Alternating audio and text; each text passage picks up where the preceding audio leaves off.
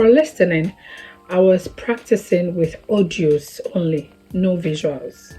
So this time around, I decided to print a copy of it, just like printing reading. I printed listening. Then with the audio going on, I'll be working on the visuals or the paper or document I have in front of me. And that really helped me a lot. That really helped me a lot. Combining audios and visuals. Initially, I did only audio, but this time around, I did a visual and audio, and it helped me. I had 8 on my second attempt. So, in 2023, my journey with IELTS, I had to move away and settle in a different environment where I'll get peace of mind to study. It wasn't easy because I could walk for almost 25-30 minutes to the junction to pick a cab. I was taking 3 truskies to work. Sometimes traffic on the road. It was very hectic for me, but I knew what I wanted to achieve. So I decided to let go of that and just focus on the achievements that I will have in long term. So my rate for transfer increased because I was picking 3 cabs or truskies. Sometimes I'll get home very late after work. Yes, I'll get home very late because of the distance. And it was very hectic for me. And I needed that space to learn and pass the IELTS for the second time. So I had to push through all these challenges. Never gave up. My colleagues who was also practicing never gave up. We were having video calls, audio calls about listening. Sometimes we give ourselves tasks. We print specific reading printout and practice on our own. I was timing myself. Reading, I was timing myself. I think, yes, I'll detail IELTS in my next content, okay? So I'll just leave it here and sum it up. So on the second attempt, I had 7.5. I had 8 in listening, still 7 in reading. Then I had 6.5 in writing, and I had 7 in the rest. So I passed on my second attempt, and I'll provide details in my next video, okay? I passed on these exams in May. Yeah, I wrote it in April, and the results came in May, 20th April, and I had the results on the 3rd of May. Yeah, I'm sure. My other friend also passed, so it was glorious. Then the next step was to register for CBT, which I did. My friend also registered and she also passed. Then next was to look for a job. I think I passed my CBT in July or August. I forgot, but I think it was July. Passing CBT, next was to look for jobs. And I was joining this WhatsApp groups. Some people gave positive comments in searching for jobs. Others gave negative comments. And whenever I hear negative comments or I see them, it just turns me off. Because I know there are negativity in the world. Yes, I know. But all the time, if you're saying negative stuff, I don't like that vibe. So I don't really associate myself with people who say negative stuff all the time. No. They are bound to happen. I know they are there. It's real. That is reality. But don't keep saying, just say something positive for once in your life, okay? So that is the kind of person I am. On that page, a lot of people are like, my certificate is about to expire and I've not gotten any job. Whenever I'm in a trust going to work, I'm like, oh God, will I also get a job? I pray I get a job. So I pray I get a job. That was what I was doing.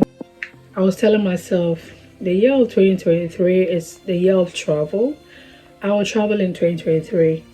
I will travel in 2023.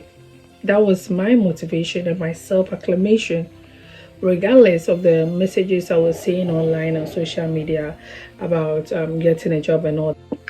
My self-acclamation was to travel in 2023, regardless whether in December or November. I have to travel in 2023. So God being so faithful, I prayed, fasted, did all that. It wasn't a joke because I wanted to travel. I wanted God to know I was so serious, and I know He works through people to help me in life. So He should do that for me.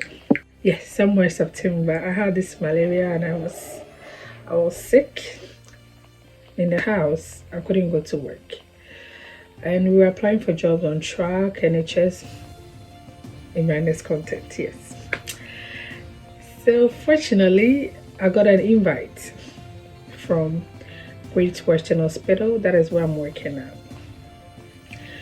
For an interview with me for the job position I applied. On the day of interview, like I said, I wasn't feeling well when I saw the interview message. So the following week was the day of interview. And when that week came, I was still not feeling well. But hey, I've been waiting for this opportunity for ages, and sickness cannot be in the way. I have to face this interview. I have to pass this interview, and I have to be present for this interview. So I did a little background check on interviews, NHS interview and all that with a friend of mine too. That is another chapter. I was very anxious on that day. Even after doing it, before the interview, I was anxious. After the interview, I was anxious. And what made me more anxious was waiting for the final results, whether you were being accepted or, unfortunately, you weren't successful on this attempt. We cannot hire you or proceed with this. I was waiting for any of it. But when I told my mom I did an interview, she was so happy. She prayed and prayed with me that I'll get positive news from my employer. And lo and behold, God being so faithful. The following day I went to work. I can still remember that day like yesterday. And somewhere in the afternoon, I was always checking my mails, whether I'll be receiving an email. Conditional offer from Great Western Hospital, Elizabeth and Cromwell. You have successfully passed. I was like, no, I just screamed. I screamed at work and had whoever was around me. Though I couldn't tell anybody about this journey, but that day you could see that this girl has seen something great or has received a great message. That is why she's jubilating. Like, what I had not done something like that in work before. When I go home, my mom came from work. Then I told them, Mom, I passed the interview, and they are happy to proceed with relocating me to the United Kingdom. She was rolling on the floor, praising and thanking God. At that moment, I told her, she was just rolling. God, thank you. God, you've been so good. God, thank you. Then I was joining her, not rolling, but I was joining her in praising God. After receiving the conditional offer, I was asking people around, and some people were like, next is to wait for your COS. Some had their COS after several months. Some had it after several weeks. Some took quite long before they had their COS.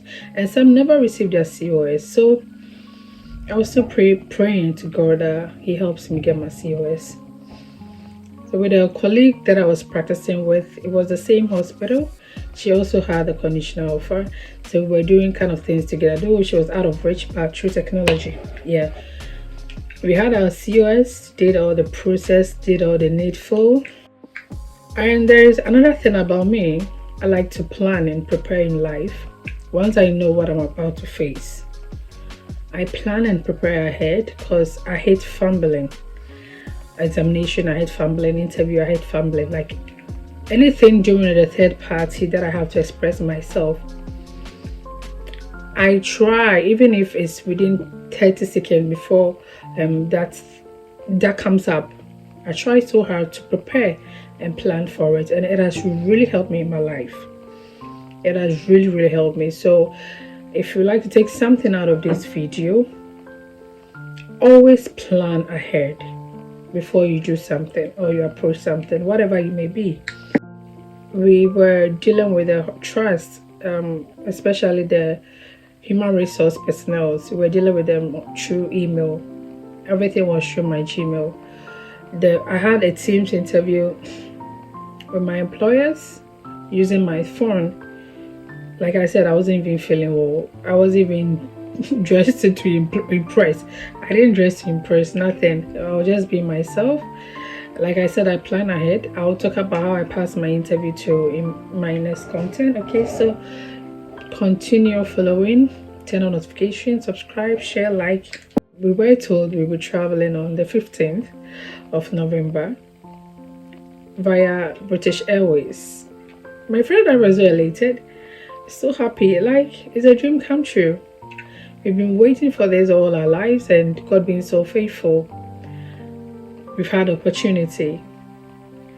And we traveled on the 15th, got to the United Kingdom on the 16th of November. And the first welcome was the weather. It was horrible. I was like, what the hell am I? Why am I feeling so cold? Though I was in my winter jacket and all that. I was too cold. How am I going to accommodate this? And midwifery was kind of medicalized in my facility. It's just the doctors doing their work, and it's like you are invincible. And when you try to approach them, they do not like it. And the kind of comment they'll pass, you wouldn't even dare approach them or discuss something you have seen that you want to discuss with them. It was so medicalized, and I told myself 4 good years in the university wasn't easy, and I'm not settling for this a basic midwifery work. No, that is not the kind of training that I had in school. I needed to do more. Educational development programs was something we were lacking in my facility, so it was like the same thing that you knew, you are continuing with that. You hardly go for workshops and all that. And I really needed that, because the midwifery I knew 5 years ago is not the same today. So update and upgradement was something essential for me, and I needed to relocate. And like I said, peace of mind is paramount. Regardless, my peace of mind is so paramount. And I wasn't getting that anymore, and I had to leave. So these were a few of the reasons why I left, and it has really helped me, and I like midwifery here a lot. So in a nutshell, my journey was not here it is, take it, go, travel, do whatever you want. No, I had to work my way from bottom to where I am now. By God's grace, He surrounded me with people who helped me in this process. And that is always my prayer. Lord, surround me with people who help me succeed in life, not people who will pull me down in life. And that was what He did, and that is what He is doing. I never had it easy.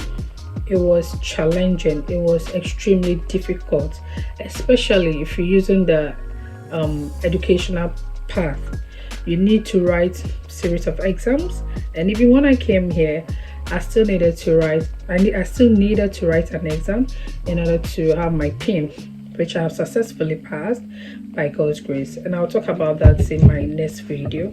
So if you like to take anything home, challenges are bound to happen in life. Never give up. Set your goals and make sure you achieve them. Whatever you want to achieve in life is feasible. Nothing should weigh you down. Surround yourself with people who have positive energy, who will influence you positively, not people who will always talk about negative stuff and wouldn't let you explore or think higher. And lastly, never forget your Lord thy God. Love Him with all your heart, and He shall